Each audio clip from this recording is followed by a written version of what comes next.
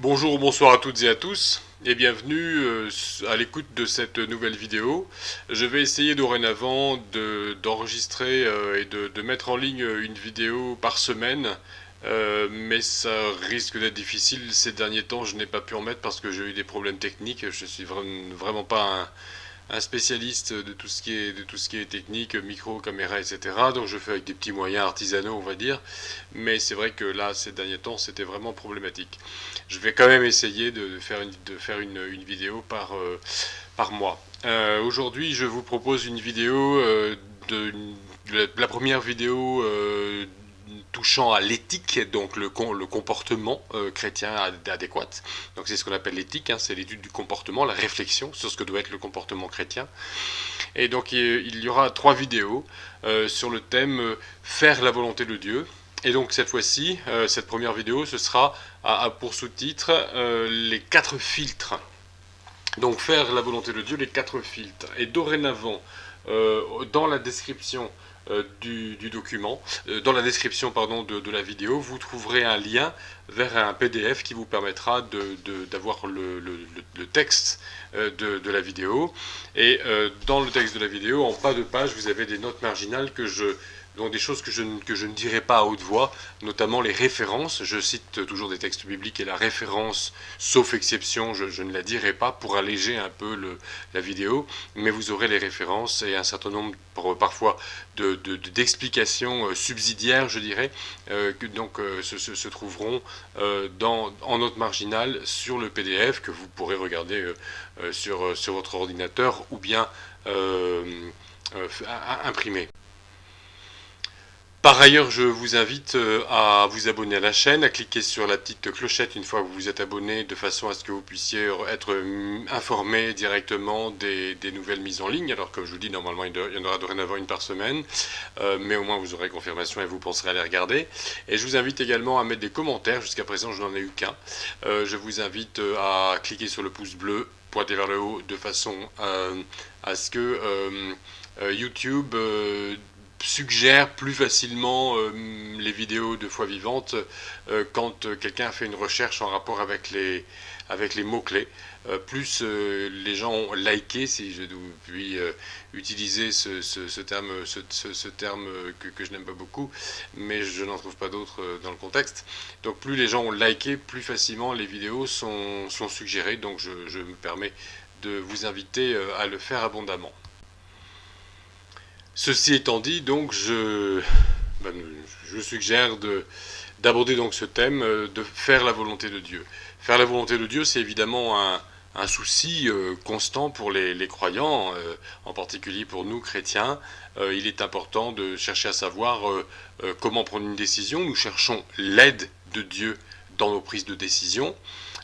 Pour nous-mêmes déjà, parce que nous ne voulons pas prendre des décisions qui vont nous conduire à l'échec ou à des difficultés, et puis nous voulons honorer Dieu également, et nous voulons agir justement selon une éthique adéquate. Mais alors, que faire? Donc, 4 pistes, voilà, 4 pistes que je vous propose, les 4 filtres par lesquels il est bon de faire passer nos décisions dans une démarche de discernement. Donc le premier de ces filtres, c'est bien évidemment la parole de Dieu. Passer nos décisions par la parole de Dieu, par le filtre de la parole de Dieu. Alors un certain nombre de versets vont nous venir en mémoire pour ceux d'entre nous qui connaissons la Bible. Un verset connu aussi parce qu'il y a une version chantée qui est très utilisée dans les églises, surtout les églises évangéliques et protestantes. Éternel, fais-moi connaître tes voies, enseigne-moi tes sentiers, conduis-moi dans ta vérité et instruis-moi. Un autre verset très connu, sanctifie-les par ta parole est la vérité. Autre verset, toute écriture est inspirée de Dieu et utile pour enseigner, pour convaincre, pour corriger, pour instruire dans la justice.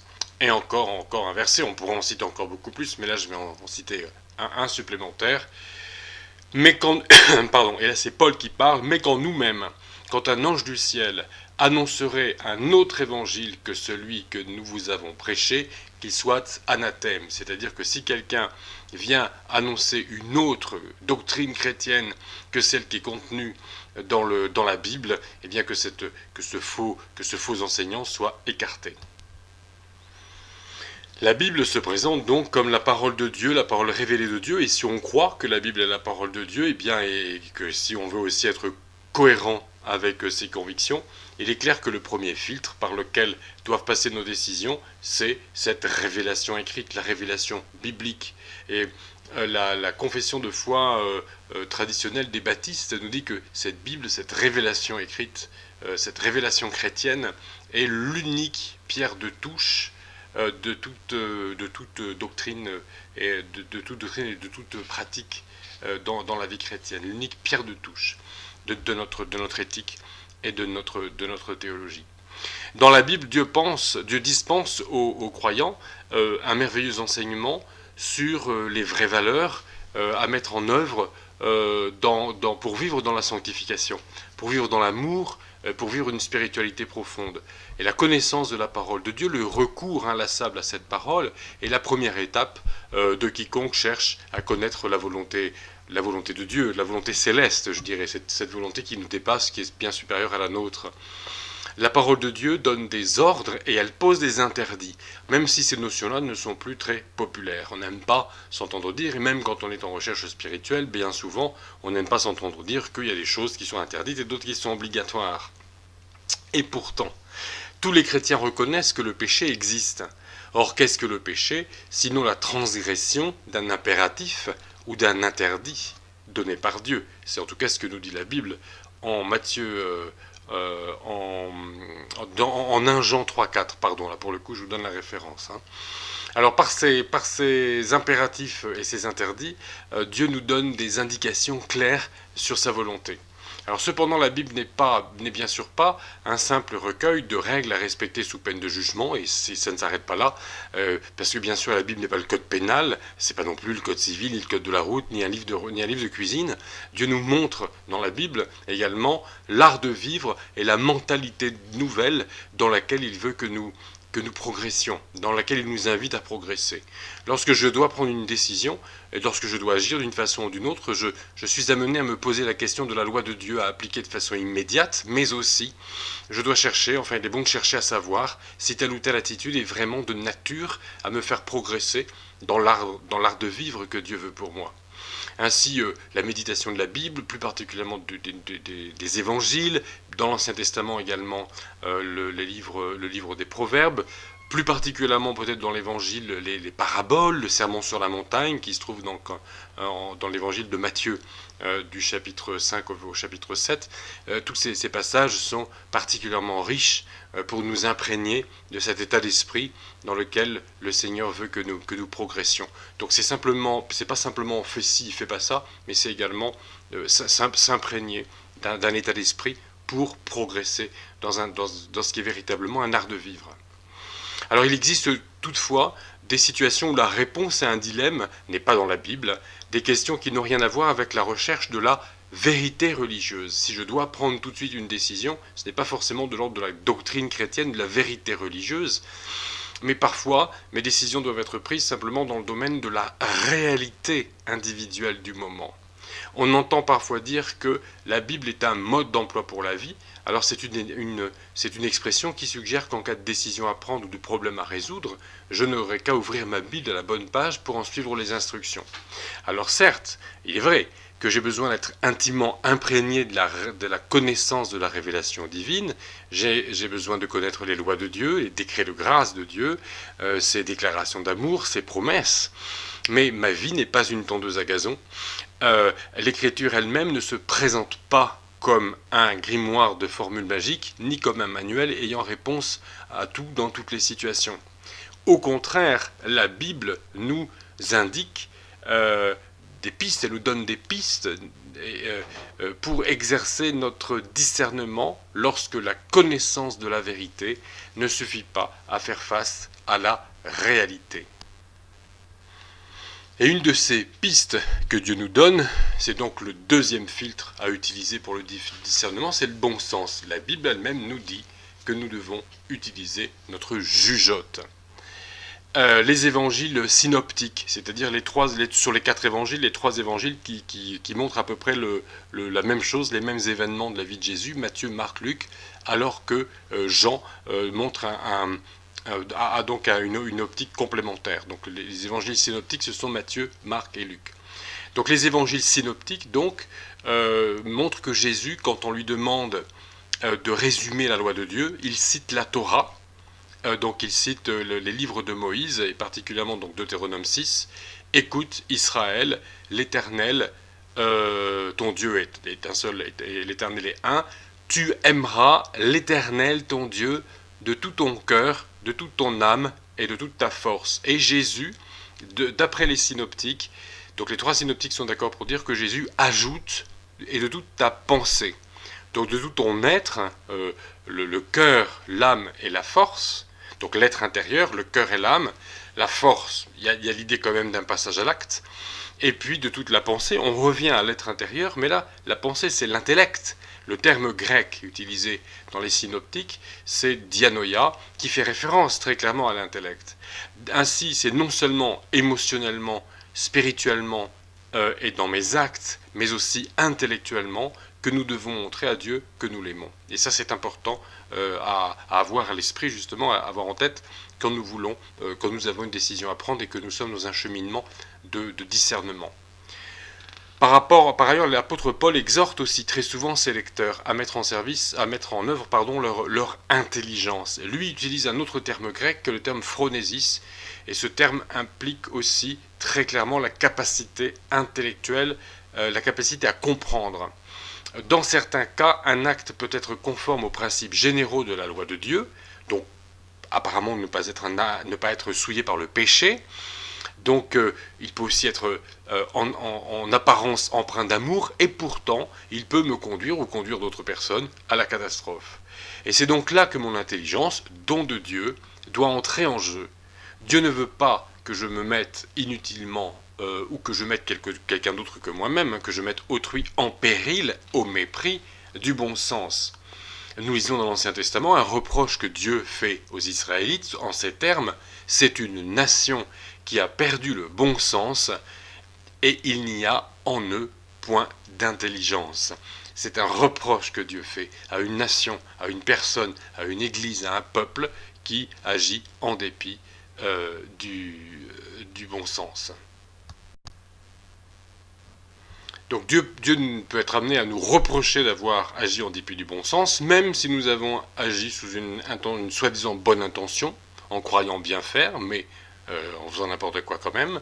Et puis on peut aussi agir en dépit du bon sens, contre le plan de Dieu, sous prétexte de se laisser guider. Je me laisse guider, soi-disant, et je fais n'importe quoi, et ensuite je suis amené soit à douter de Dieu, soit à lui reprocher en tout cas de m'avoir conduit à la catastrophe, alors que c'est moi qui n'ai pas utilisé mon bon sens comme la parole de Dieu me le demande. Nous lisons un texte qui se trouve dans les Éphésiens. Ne vous conformez dans Romains, pour commencer, Romains 12, ne vous conformez pas au siècle présent, mais soyez transformés par le renouvellement de l'intelligence, afin que vous discerniez quelle est la volonté de Dieu, ce qui est bon, agréable et parfait. Une intelligence renouvelée par la connaissance de la parole de Dieu et par l'Esprit Saint, mais en tout cas, l'intelligence nous aide à discerner quelle est la volonté de Dieu. Et nous lisons donc en Éphésiens aussi: c'est en lui que vous avez été instruits à être renouvelés dans l'esprit de votre compréhension. Donc une fois renouvelés par la parole de Dieu et par l'esprit de Dieu, notre compréhension fait partie des outils dont nous disposons pour discerner la volonté de Dieu. Les conseils avisés d'une personne compétente et ayant le recul nécessaire dans une situation où j'ai tout seul tendance à perdre les pédales, peut également m'aider à prendre une bonne décision. Mais attention aussi à ne pas passer ma vie à demander des conseils à autrui. Nous sommes aussi appelés à nous prendre en main et à agir en adultes. Et puis de toute façon, les conseils d'autrui ne remplaceront évidemment jamais la direction divine de nos vies. Et Dieu ne s'exprime pas forcément par les autres tout le temps. Donc il faut faire attention aussi à certaines tendances, même chez les chrétiens, à se laisser finalement à se laisser prendre dans un esprit un peu sectaire, même sans le vouloir, même sans que personne en soit responsable, mais à vouloir absolument suivre les conseils d'autrui. On finit souvent par tomber dans le travers qui consisterait à se choisir un maître autre que Jésus. Une fois que j'ai constaté que la décision que je m'apprête à prendre ou sur laquelle je me pose une question est conforme à la loi de Dieu, une fois que je me dis qu'elle est conforme au bon sens, il y a un troisième filtre, et ce troisième filtre, ce sont les sentiments. Nos sentiments sont aussi des dons de Dieu, à prendre en compte dans la sanctification, et il faut les prendre en compte dans le processus qui nous conduira à mettre en œuvre la volonté de Dieu. Dans le registre des sentiments, c'est parfois l'amour, l'affection et la compassion que j'éprouve pour autrui qui vont me motiver. Et en y regardant de plus près, je peux me rendre compte également que finalement, je m'apprête à prendre une décision, mais plutôt motivé par l'orgueil ou motivé par le ressentiment que je peux avoir vis-à-vis d'autrui. Donc faire la part des choses dans mes sentiments et dans mes motivations, ça peut être aussi important, et c'est important me semble-t-il, dans le discernement. Il faut faire attention aussi à ne pas faire primer mes sentiments sur le bon sens ou sur la loi divine. Ainsi, mon amour pour Dieu et mon désir de lui obéir doivent toujours primer sur mon amour pour autrui, même si Dieu me demande quand même d'aimer autrui. Et amour du prochain ne signifie pas favoritisme, dans le sens d'une injustice à l'égard d'une tierce personne. Mes sentiments ne doivent pas non plus me laisser agir en dépit du bon sens. Je peux aussi être amené à agir dans le seul but de faire plaisir à quelqu'un que j'aime bien, si l'action ne va pas contre Dieu, qu'elle ne va pas contre autrui, ni contre le bien-être de tierces personnes, mais ni contre le bon sens. Bon, il n'y a évidemment pas de mal à être bon, généreux et gentil. On dit parfois que l'amour est une façon d'agir. Alors c'est une chose aussi souvent qu'on entend dans les préparations au mariage. L'amour, ce serait travailler au bonheur de l'autre. J'aime pas trop cette expression, parce que ça voudrait dire que l'amour c'est uniquement un passage à l'acte finalement, et qu'il n'y a pas d'élan du cœur. Or si, l'amour c'est un élan du cœur suivi d'un passage à l'acte. Dieu nous demande d'aimer nos semblables un peu comme il nous demande d'avoir la foi. La foi, c'est une croyance qui ensuite pousse à la confiance et qui pousse à un passage à l'acte également. Donc, tout comme la foi porte la vraie foi conduit à des œuvres, le véritable amour, c'est un élan du cœur qui conduit à une façon d'agir. Aimer Dieu, ça ne consiste pas simplement à bien agir et à suivre les rituels prévus par mon église. Par rituel, c'est peut-être tout simplement le culte hebdomadaire, la Sainte Seine, les chants, etc. À partir du moment où il y a des habitudes rythmées, il y a un rituel, ce qui n'est pas grave du tout, même si dans beaucoup de milieux chrétiens on n'aime pas ce mot-là. Et donc être pratiquant et être quelqu'un qui fait des bonnes actions, ça ne suffit pas pour aimer Dieu. Et de la même manière, les bonnes actions à l'égard du prochain ne suffisent pas, ne sont pas suffisantes pour que je puisse dire que j'aime mon prochain. Comme je le disais, voilà, la foi et l'amour, ça commence dans le cœur et ça se termine par les mains et par les actes et en passant aussi par les paroles. Donc,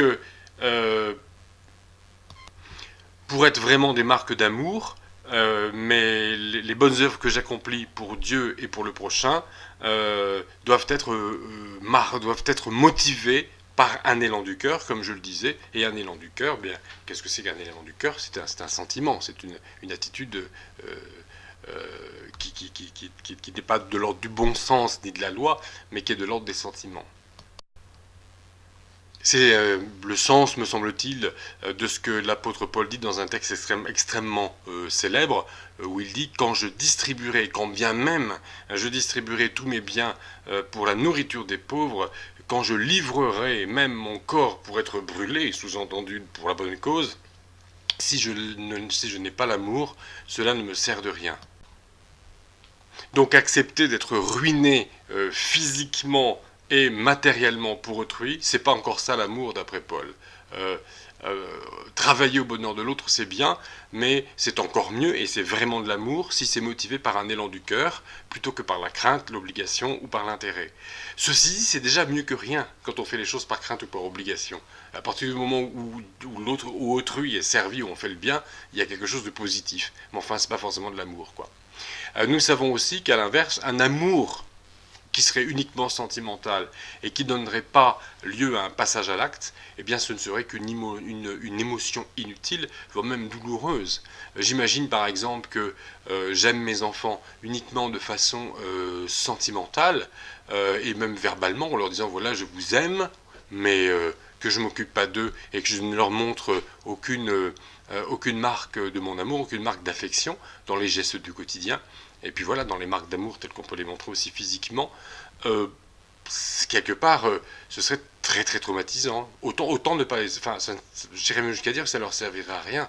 Un amour qu'on ne ressent pas chez autrui ou de la part d'autrui, je pense que c'est aussi destructeur que de ne pas être aimé.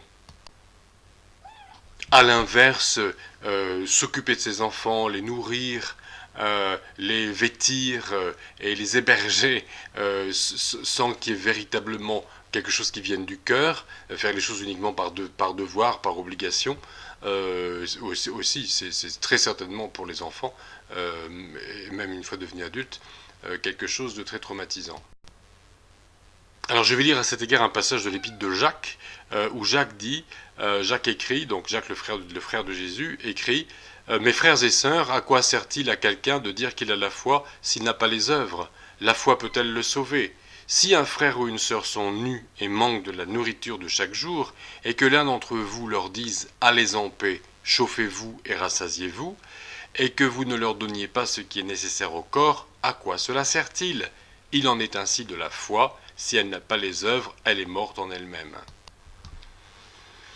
Nous voilà donc pleinement convaincus que, tout comme la foi, l'amour, c'est, dans l'enseignement chrétien, un sentiment qui porte des fruits. Nous sommes confrontés dès lors à un dilemme. Voilà que Dieu me demande d'éprouver un sentiment, comme si j'étais maître de mon cœur. Et c'est à Dieu, par l'Esprit Saint, dont je suis la demeure, comme dit l'Écriture, d'en devenir maître, de devenir maître de mon cœur, de mon être intérieur. Ça fait penser aussi à un cantique qui dit « Rends-toi maître de mon âme ». Ma part, c'est de laisser à Dieu de plus en plus de place, comme le dit Jean-Baptiste, il faut qu'il croisse et que je diminue. Donc la première des choses pour lever tout obstacle à l'amour, c'est le pardon. L'intercession favorise le pardon.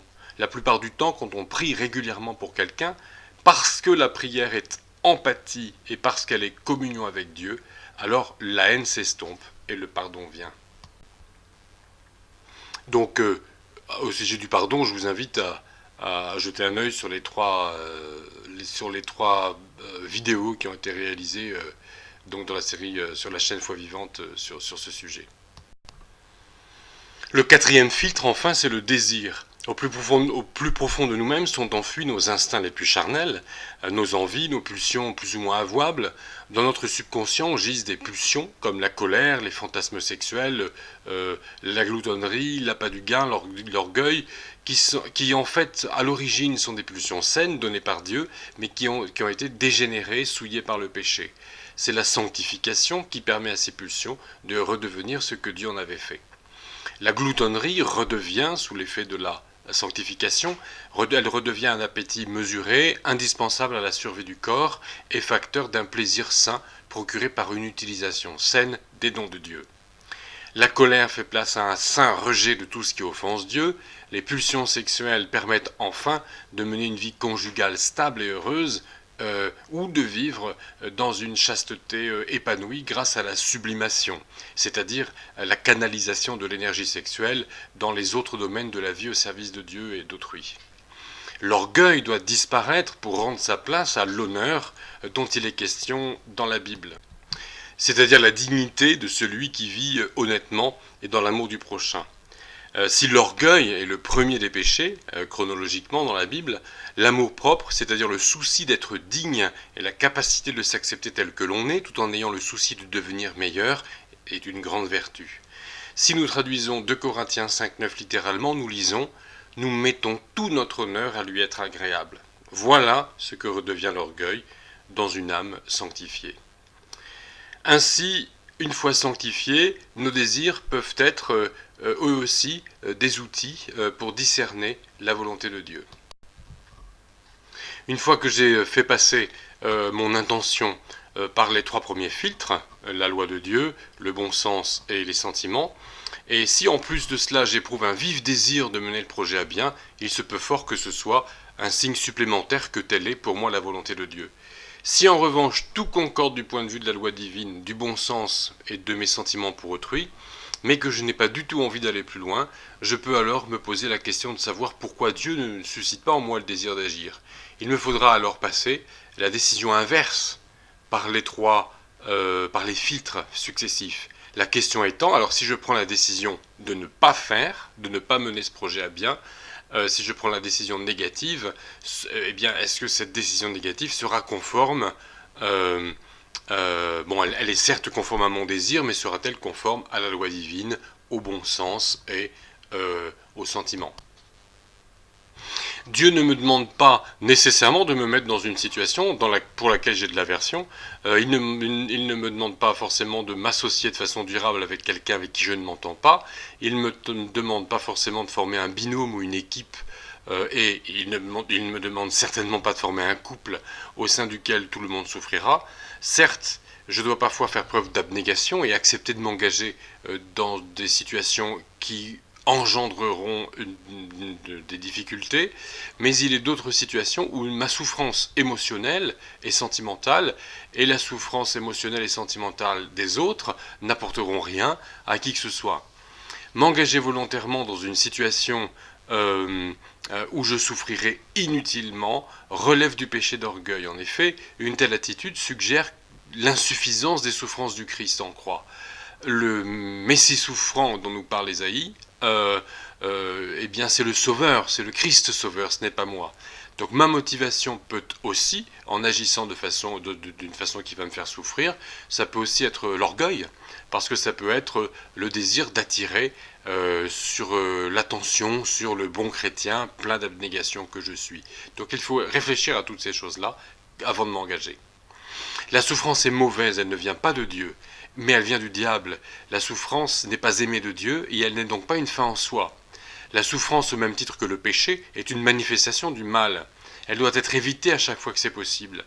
La souffrance peut être la conséquence regrettable d'un bon choix dicté par l'obéissance, l'amour et la nécessité. C'est-à-dire que je sais des fois que si je veux bien agir, ça va collatéralement engendrer des souffrances. Mais même en pareil cas, ce n'est pas une fin en soi et la souffrance doit être soulagée autant que possible. Donc je ne dois pas chercher à ne faire que des choses qui seront complètement exemptes de souffrance, mais je ne dois pas croire que la souffrance est utile. C'est parfois un mal qui vient s'ajouter dans une situation parce que nous sommes dans un monde souillé par le mal.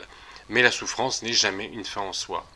Il est écrit « Fais de l'Éternel tes délices, et il te donnera ce que ton cœur désire. » Voilà qui prouve bien que lorsque Dieu a été mis à la première place, eh bien nous pouvons désirer. Alors en guise de conclusion pour cette première partie, nous risquerons à une image empruntée à plusieurs philosophies.